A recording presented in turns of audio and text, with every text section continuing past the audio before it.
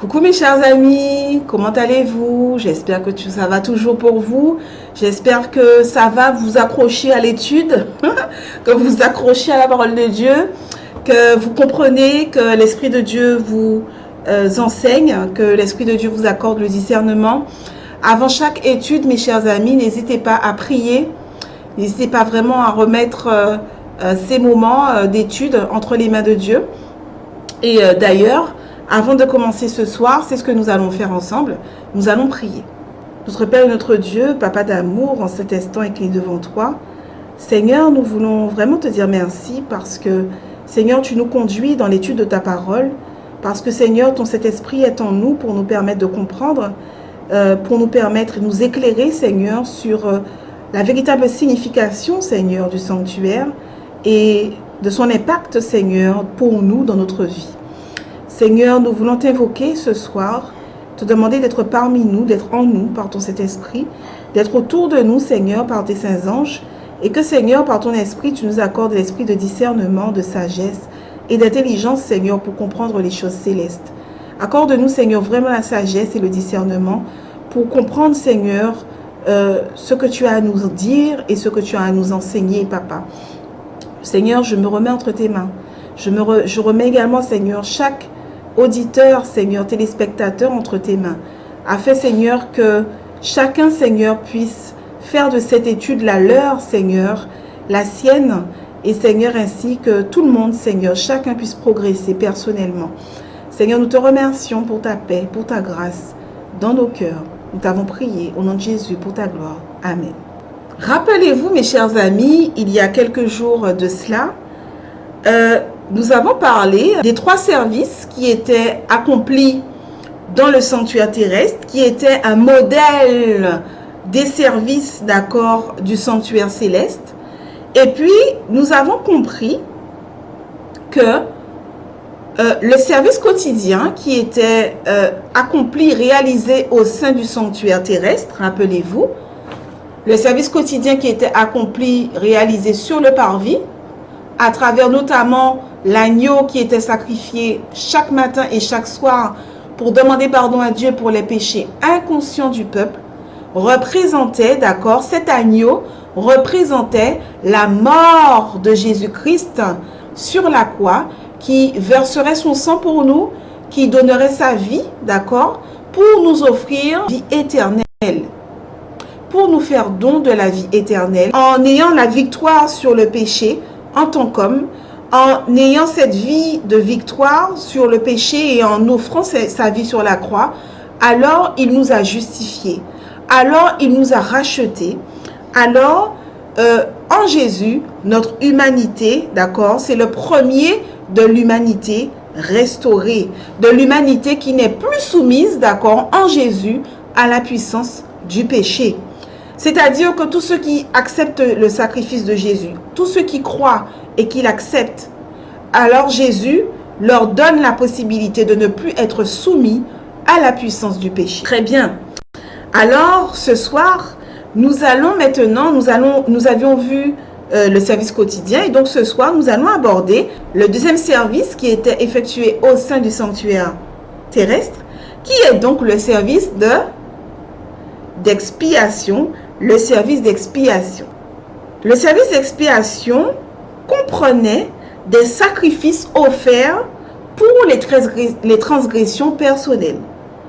Le service d'expiation comprenait les sacrifices offerts pour les transgressions personnelles, d'accord? Et ce rituel se prolongeait jusque dans le lieu saint. Rappelez-vous, le service quotidien, c'était sur le parvis. Agneau sacrifié matin et soir pour les péchés inconscients du peuple. Donc, c'était sur le parvis.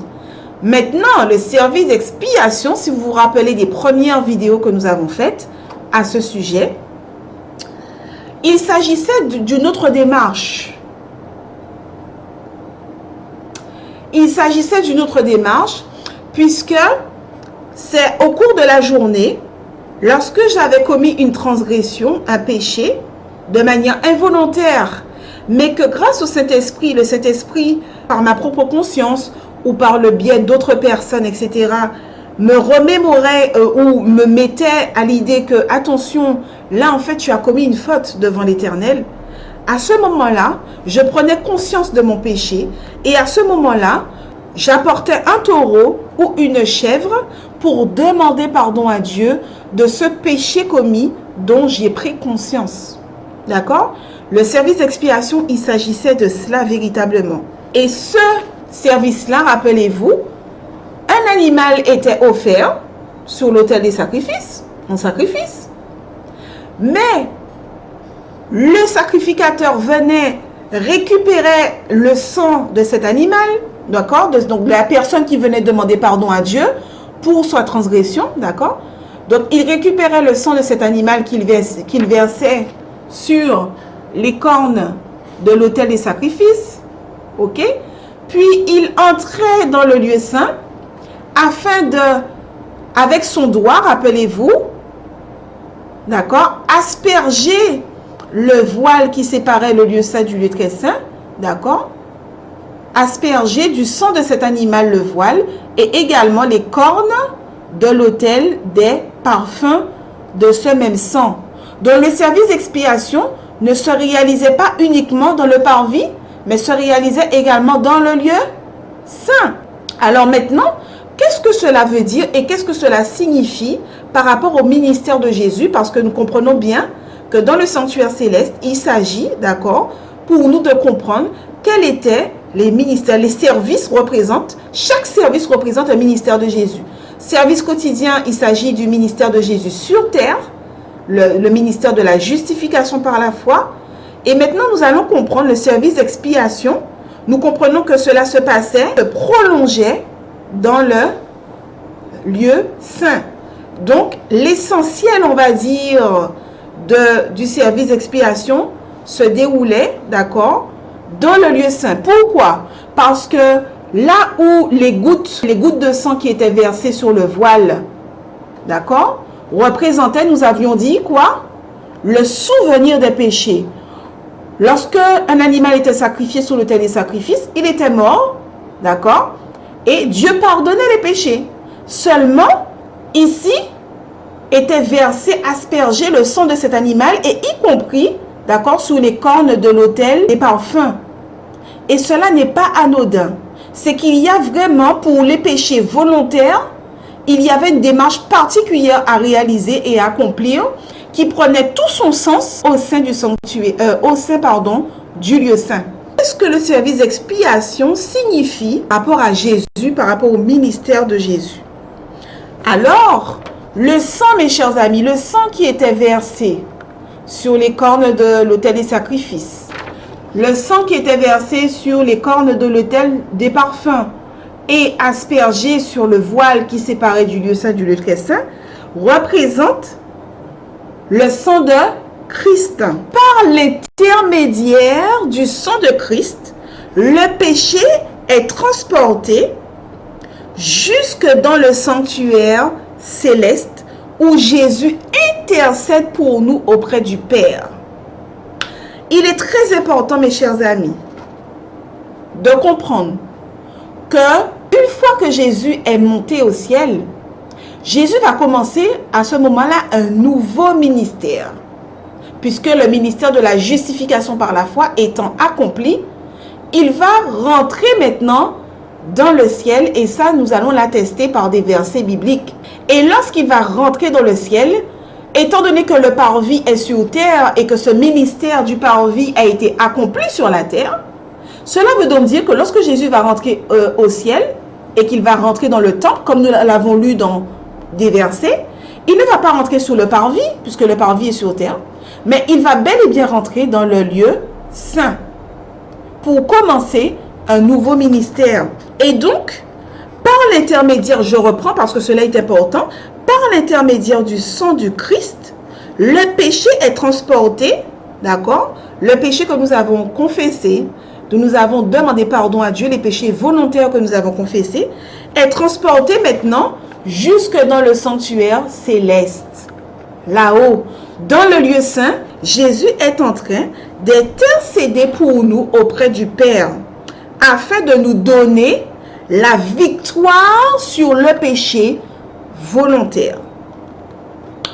Donc, par cela, nous comprenons que Jésus, après avoir accompli son ministère sur terre, il est monté au ciel, il est rentré dans le lieu saint pour intercéder auprès du Père pour nous donner la victoire sur nos péchés. Le sang donc de cet agneau, à l'époque, d'accord, représentait le sang de Jésus, par lequel nos péchés sont transportés dans le lieu saint céleste, où Jésus lui-même, en fait, va être notre avocat, va être notre intermédiaire pour prier auprès de Dieu le Père pour le pardon de nos péchés, pour nous donner la victoire sur chacun de nos péchés.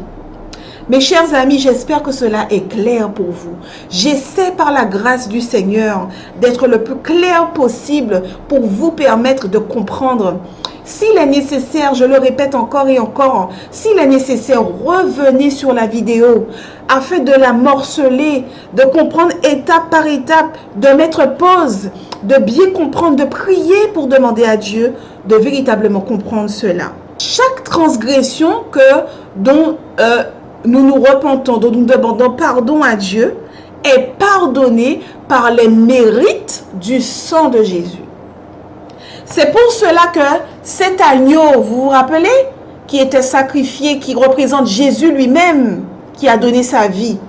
Et le sang de cet agneau qui est aspergé ici, eh bien, représente en fait que c'est par le sang seulement, uniquement par le sang, les mérites du sang de Jésus, que nos péchés sont pardonnés. Donc, vous voyez bien que tout ce qui se passait dans le sanctuaire terrestre était rempli de symbolique pour ce qui allait se passer, d'accord?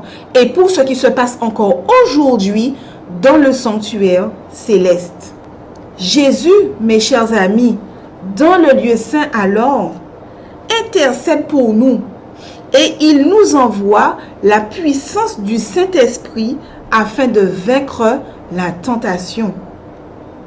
Pour cela, nous allons lire plusieurs versets pour attester tout ce que nous venons de dire. Nous allons lire ensemble Hébreux chapitre 7, verset 25. Hébreux chapitre 7, verset 25. Je vous invite à chercher à la maison. Et nous lisons. C'est aussi pour cela qu'il peut sauver parfaitement ceux qui s'approchent de Dieu par lui, étant toujours vivants pour intercéder en leur faveur. Mes chers amis, ce texte est très puissant. Parce que par ce texte-là, nous comprenons que Jésus peut nous sauver parfaitement. Il peut sauver parfaitement qui? Tous ceux qui veulent s'approcher de Dieu. Mais pas s'approcher de Dieu en leur propre nom. Parce qu'en leur propre nom, ils sont indignes. Si moi, je souhaite m'approcher de Dieu en mon propre nom, Dieu ne me reçoit pas. Dieu se détourne de moi parce que je suis pécheresse. Mais si, au nom de Jésus, en les mérites du sang de Jésus versé sur la croix, pour moi, je désire m'approcher de Dieu, alors cela est possible. Alors je suis sauvé parfaitement. Et la deuxième partie du verset nous dit que, étant toujours vivants pour intercéder en leur faveur.